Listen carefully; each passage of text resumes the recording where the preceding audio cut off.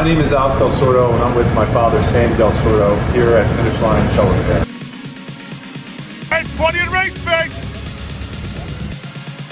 This is the Rower's Choice Podcast. This is Alex Del Sordo with another Rower's Choice Zoomcast podcast. I don't know what we call this thing yet. This is our third or fourth one to date. No, it's our fourth, actually. We've done four of these. And I'm with a woman who I will call a Chicago staple. Her name is Rose. She is the program director of Nutria Rowing in Chicago and has a pretty long history of rowing. So we're going to talk to her today about her time at Wisconsin. I know that she's now running Chicago, and then some of her work-life balance, because she is not just a program director, she does something else in her career. So Rose, thank you for being a part of our podcast, Zoomcast. Good, thank you. You're welcome. Yeah, so go ahead. You want to say something? Oh yeah, I was just gonna jump right in here, shove it off the deck. Let me actually, I know that we preempted you, but let me get right to the point. So you've been around rowing a very long time. We will not reveal your age, I promise, but you have been rowing for, I guess a long time. So walk me through when you first took your stroke, right? The first stroke you took to today rowing or running Nutria high school rowing. Okay. Well, I was actually a walk-on at University of Wisconsin in Madison, not intending to row. I went to Chicago Public High Schools, grew up in Chicago, and my tennis coach said, when you get to college, try out for the tennis team. So there I was in the registration lines, as back in those days, nothing was done online. And the freshman girls coach, Amy Luxinger, tapped on my shoulder and said, you really should think about rowing. You're tall, you look athletic. And I said, no, I'm going to play tennis. And she said, oh no, that's just the wrist and the elbow, and rowing is full body. And I'm like, no. Tried out for tennis, didn't make it. You just don't walk on at a Big Ten school. So I thought, I'm going to see what this rowing is all about. And there were probably about 132 women that were sitting on this hill. By the end of my freshman year, there were about 32 of us left, and by the end of senior year, about 8 of us left. So can I bring something up here? So we had an interview with Nate, and he kind of had a similar story where, he walked onto the program. At that time, in the early 2000s, he said there was like almost 300 or 400 people tried out. So what year, if you don't mind saying, what year did you come into Wisconsin rowing?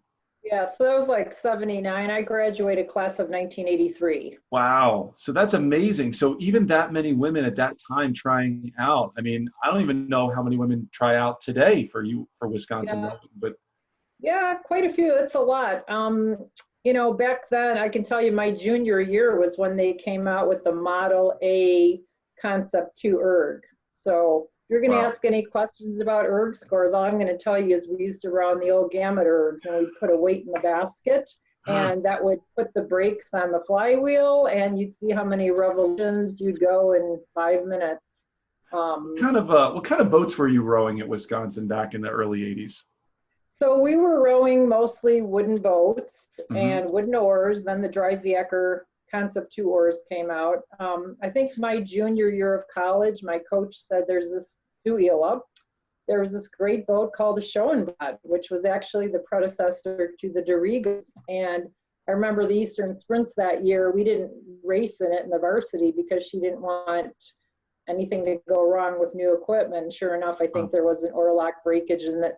But we did row in it for the nationals and did very well. But yeah, it was a Schoenbad, and everybody was using it. It was the hot boat. That's amazing. Wow. So this is you were around one of the most exciting times in U.S. rowing history. Those early 80s was when a lot of these companies started coming out, in the public. You had Concept 2, you had NK being created at that time.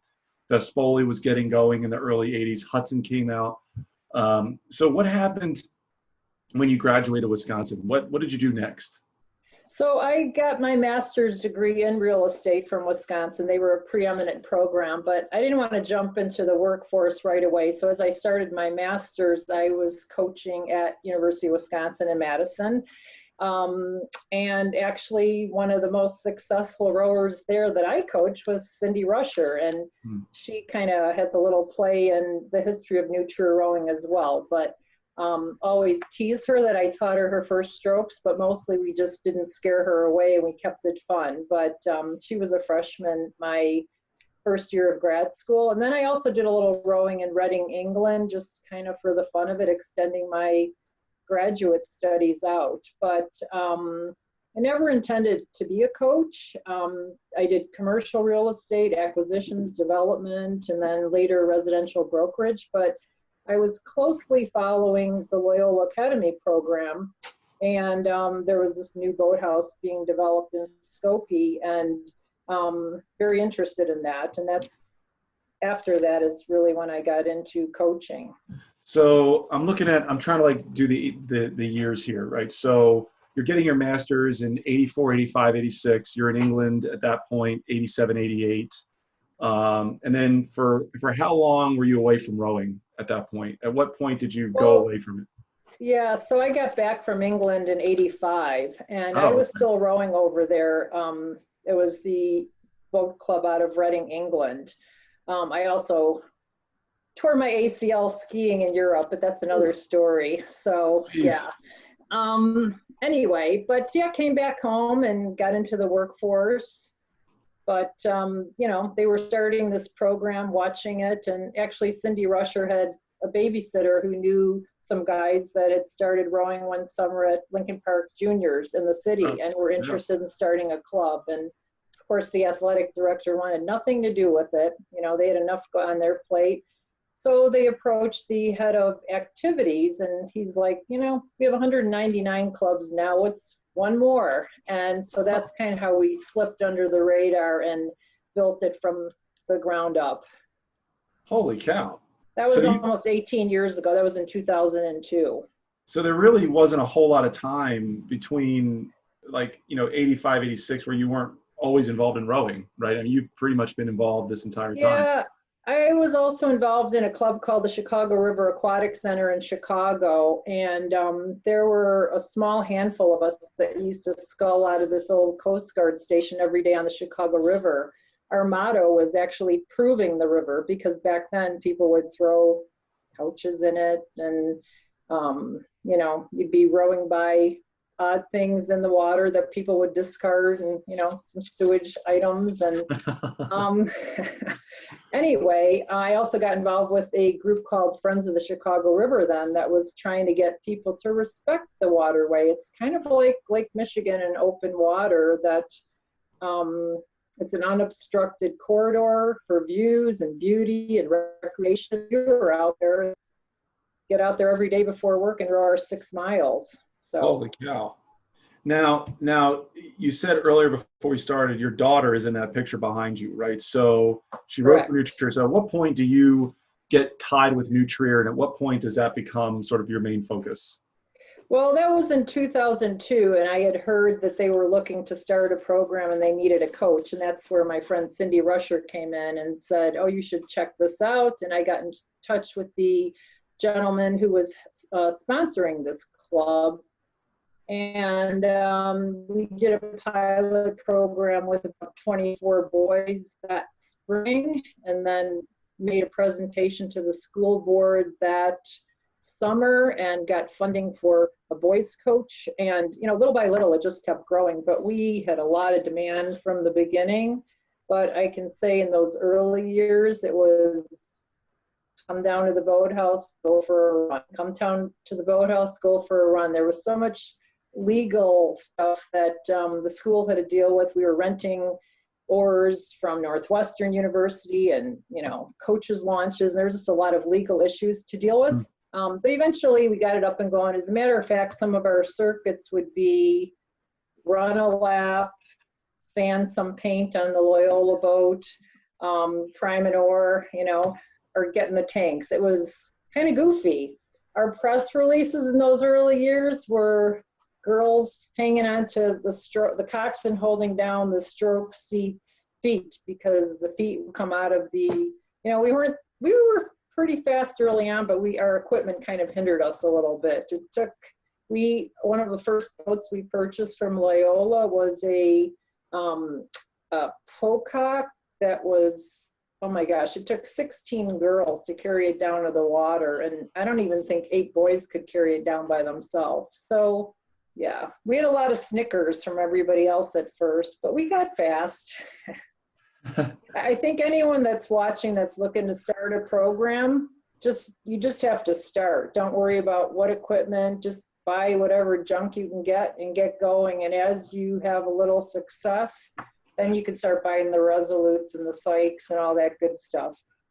Well, I appreciate the plug there. That was perfect. This is really funny. I love that you say you had a lot of Snickers in that beginning time frame, but you say you just at the start. So you have been a part of a program that over the last 18 years have found a lot of success, right? What about the years like 5 through 10? What kind of advice can you give those teams? Because okay, it's one thing to get started, but it's another thing to find success and drive and get energy behind it. What can you tell listeners advice on building a program at that point? Be a little bit patient, but set realistic goals and just keep checking them off and you will get there. So you have to create a competitive environment. And I think we have a nice advantage of that because we're a big program and we make cuts, but people have to be held accountable to certain standards. And we don't like cutting kids, but it's kind of necessary for the success as well. Because we do like the kids, all of them, and they all are getting something out of it. But I think they'll tell us the same thing, that just by having a little bit of competition, it makes them strive a little bit more. You know what? So, you're the only coach that has said that. You're the only coach that's ever said that, that you got to hold kids accountable and that you might have to cut kids in order to keep that team going where you want it to be. That's impactful. I think a lot of coaches are weary of that because they think that the smaller the team, the less likely they'll find success. But I think you got to focus on building the right culture, right? Is that what I'm hearing? Right. Yeah. Yeah. But when I say we cut, I mean we still have about 142 kids on the team. That's boys, girls. It's probably about 4 boats of varsity, 4.5 boats of varsity on the boys and girls side each. Wow. And then probably about 3 boats on the 3/8 on the novice girls side and novice boys side. So we have a lot of interest and demand. We're a big high school too. Yeah, that's pretty There's big. a lot of other great sports. A lot of people say. I want to ask, can you clarify your friend Cindy Rusher? So I don't think people know who that is or what she's accomplished in rowing. Can you tell the audience who Cindy Rusher is and what she accomplished at the Olympic level? Yeah, well, Cindy Eckert Rusher was a 2-time silver medalist in '88, and she's going to kill me for not knowing the exact years, Barcelona and Seoul. And anyway, she won a silver. She was in a 4. She was multi-time national team. She's married to Jack Rusher, who was also a bronze medalist in one of those Olympics. He coached with us as well. I did eventually rope her and her husband into coaching 1 day a week, but Jack was a former Harvard rower, Cindy, Wisconsin. And they have kids that have rowed at Stanford and son rowing at Yale now, although I think his freshman year was cut a little short like many people. Wow. But wow. So, okay. So then you have had the assistance of a silver medalist, multi-silver medalist, help build New Trier program. So, I mean, is she still involved at all with the program or with you? No, she got involved she got involved maybe 6-7 years into the program, but she was with us for over 10 years, as many of our current staff have been. I think keeping the continuity of your staff is important. It's also important to get in some of these younger kids because we're getting a little bit on the older end, but we can still relate. So, all right. So, in this time of running New Trier, you've also had a career outside. how have you balanced the demand of commercial real estate and all that you do there, but also running a big program of 140 plus kids? Yep. So I started in commercial real estate. I have 3 daughters, and got into residential when the third one was born. The youngest one was born. So the oldest daughter would actually be popping up in and out of the launch. In those early years, I'd kind of drag her along.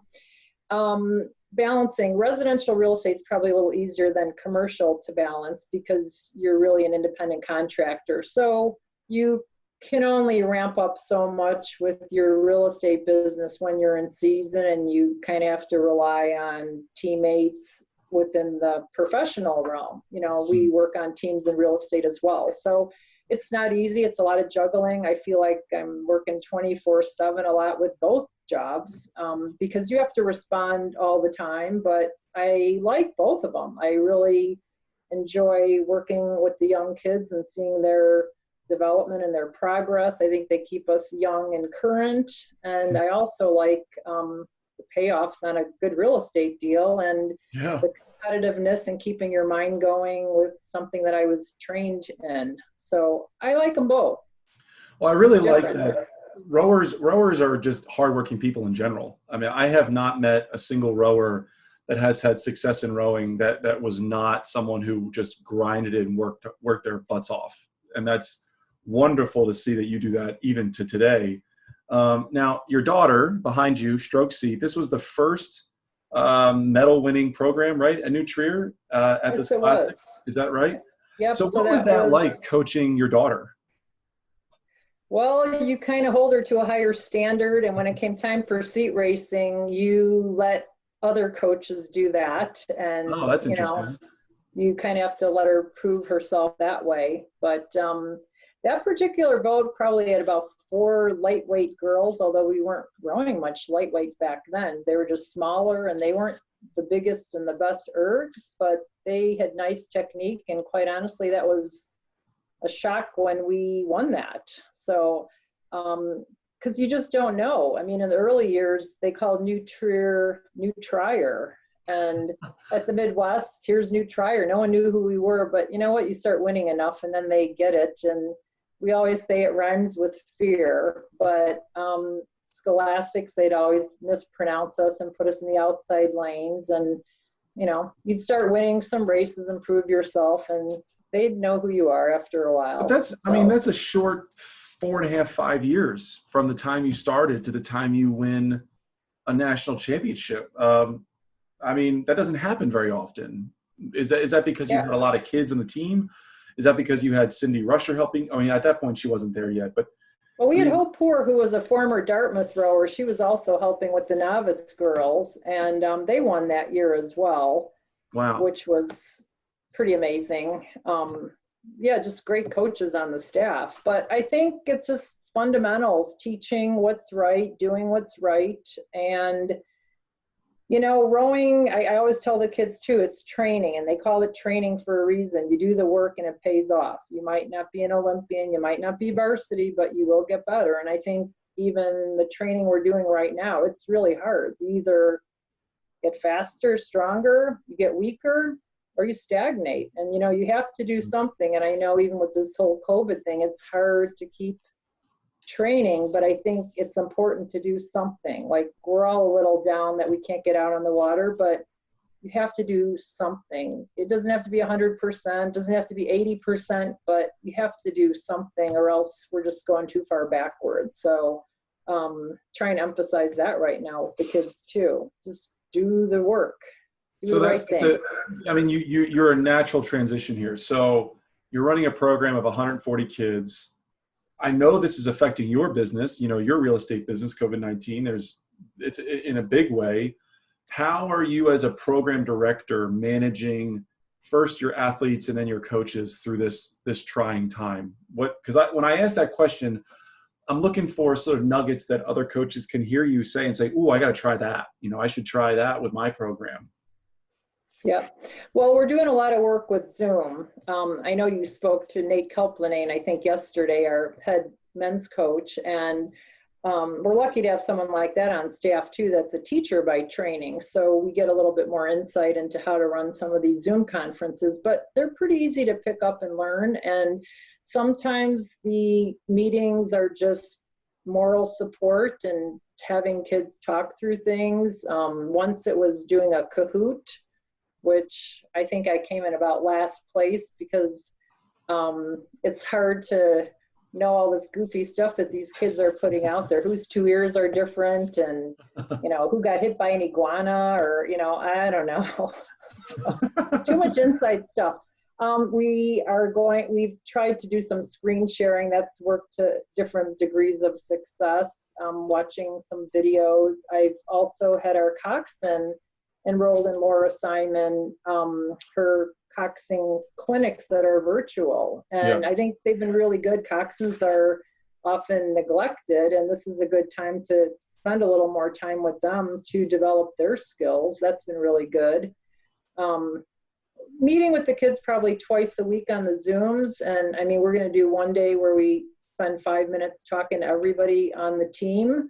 They can be in the waiting room. We'll kick out one person and just, how's it going? And make sure we hear from everybody. We've been doing Zoom conferences with our coaching staff as well, just checking in. And I've been, peeking in on other coaches. Our novice coaches, those kids don't have ergs at home.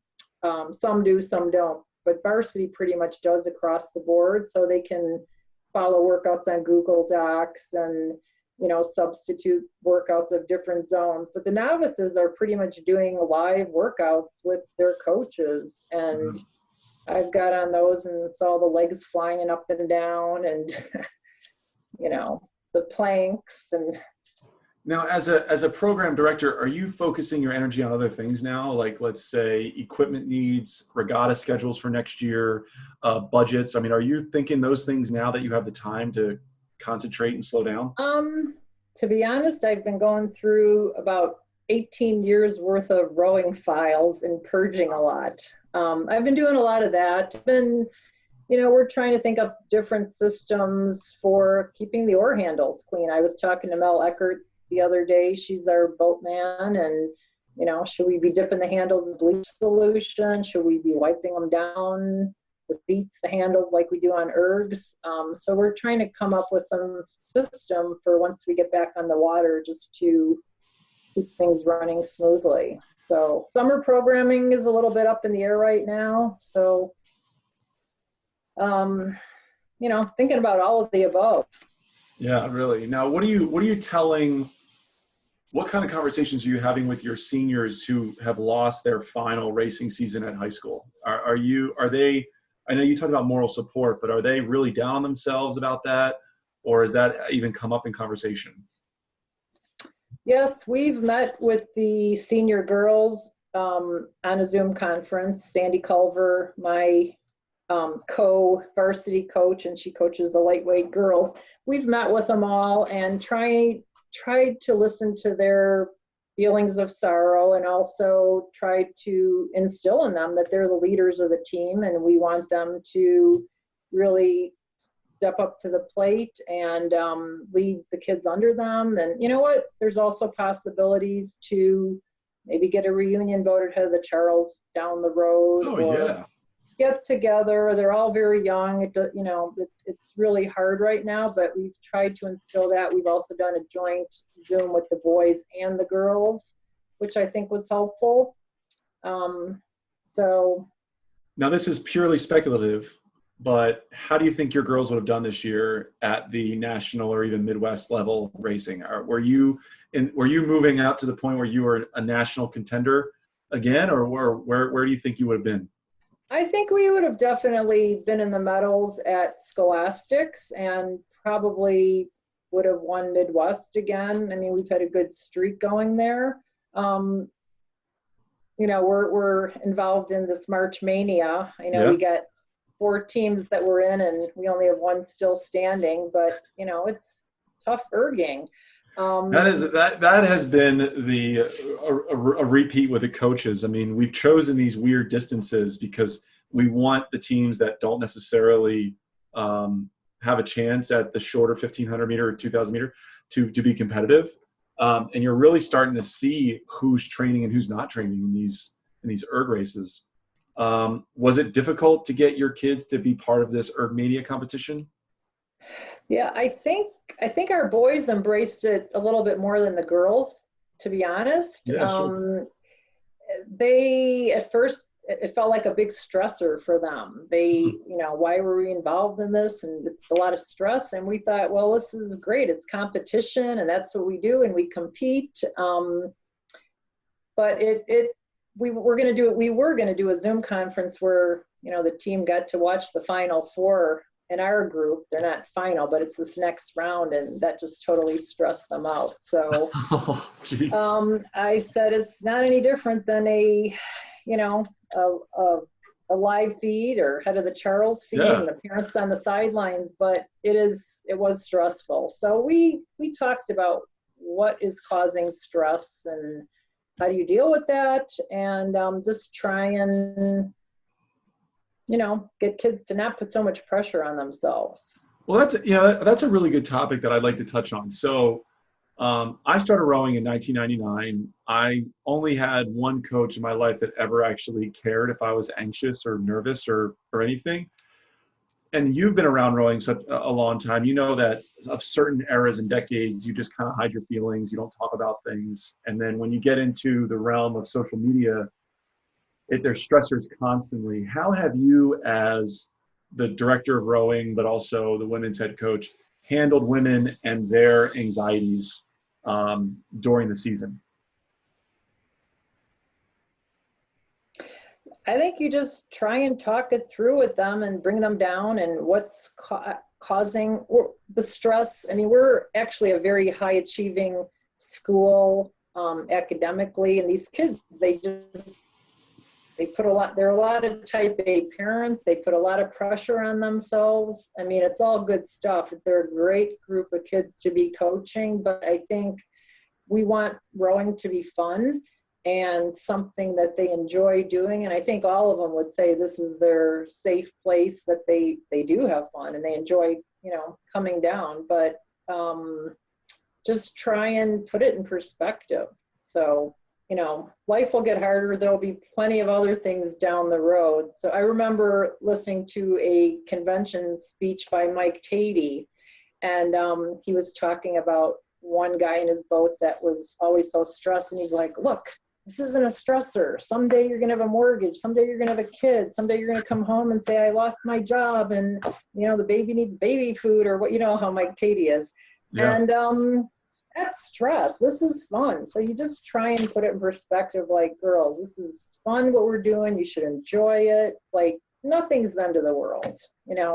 Everybody's under a lot of pressure these days. So you want rowing to be fun for them. And you do better if you're enjoying yourself. No, you're exactly right. Now, this is going back to another topic that we were talking about, and it's that work-life balance. There's a lot of coaches coming up in the world right now that are like 21 to 24, and they're figuring themselves out. What advice would you give someone that is, let's say, a freshman coach or a novice coach, brand new to the sport, that just started another job, that has the two things going simultaneously? What kind of advice would you give them? Well, just be involved, keep your feet wet. I mean, if it's something you enjoy, be a part of it. And we're lucky that we have a lot of coaches that might only we have 13 coaches on our staff, but some are just coaching 1 day a week or 2 days a week, but they've been with us like 10 years doing that. So they add value. So I think you can add a lot of value to a program just by being involved, even if it's a little bit. I probably had better flexibility because doing real estate, which is a commission job, when I got involved with rowing, before that it was not commission, you're kind of your own boss. So you just, scale back. But I know a lot of people don't have that luxury with most jobs straight out of school. But, we have coaches on our staff that are young professionals, and stay involved a little bit. And it can develop depending on where you want to go with it. And as a coach, as the decision maker of your program, you're comfortable and okay with coaches just being there for 1 day a week. You don't think they don't think there's struggles or issues with the kids and relationships with the coaches if they're just there 1 day a week?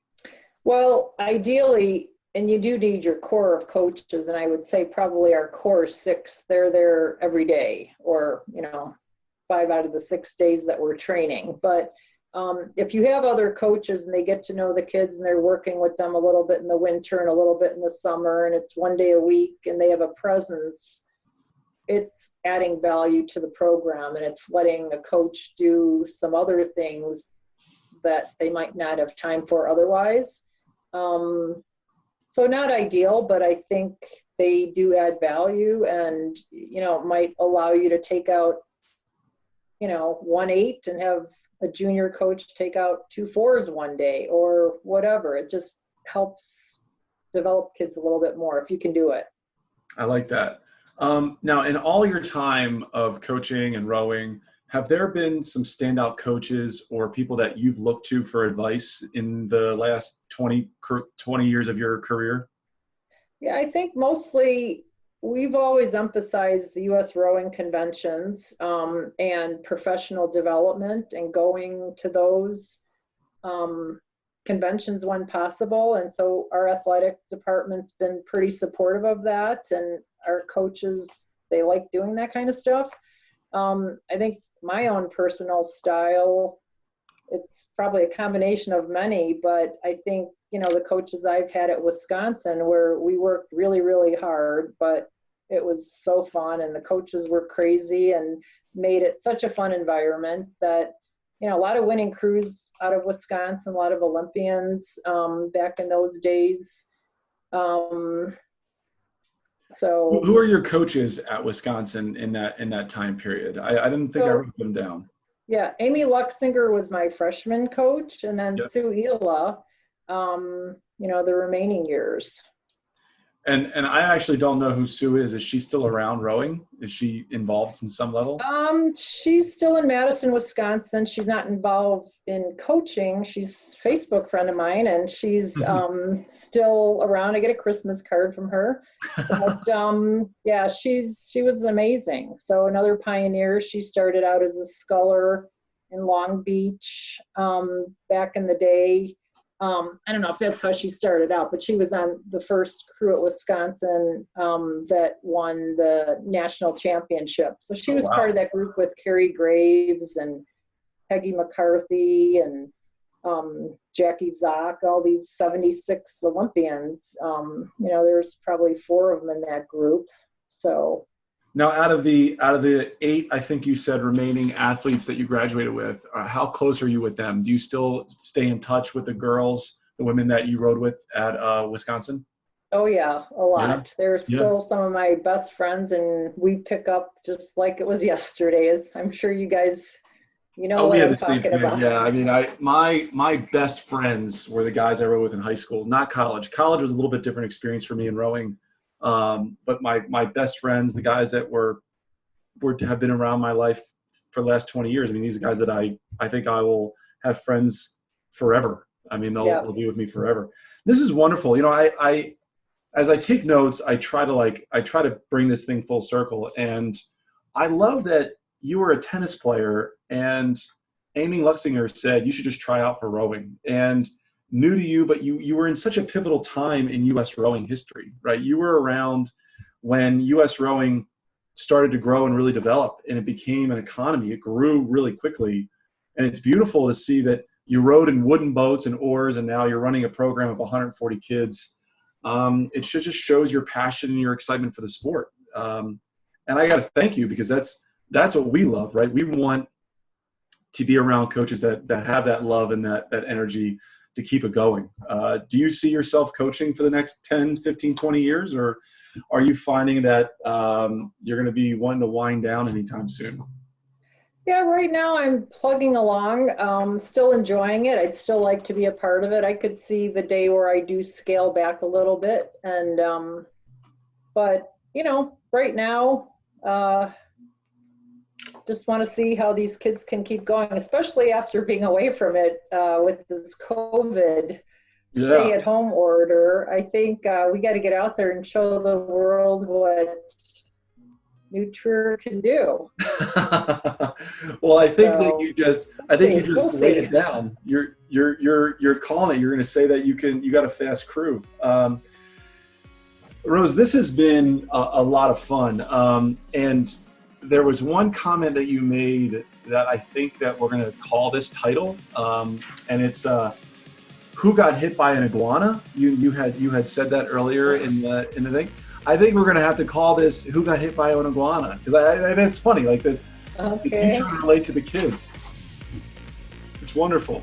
I want to thank you, Rose, for being a part of this. I really hope that you enjoyed it. And for those listening in, we are going to be doing this more and more with other coaches who have participated in our March Mania bracket. This is Alex Del Sordo with a Rower's Choice podcast, and thanks for listening. Okay.